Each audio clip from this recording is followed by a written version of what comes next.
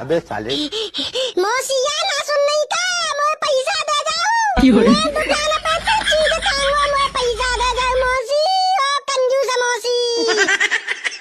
देख बहरी मौसी सुन नहीं ना बिल्कुल कानन पे ठीपुरी ढल रही है वैसे मम्मी ते 4-4 घंटा फोन पे लगी रहेंगी ऐसे बड़े ध्यान से सुनते हैं मम्मी की बात अन्य तो हे प्रभु मौसी पैसा दे जाओ और देख जा मौसी के देख कितना हीरो बनना है बेक पे उल्टो खड़े के जा रहे हो सारे खोपरा फूट जाओ गिरेगो तो ओ मौसी दे जाओ मैं पैसा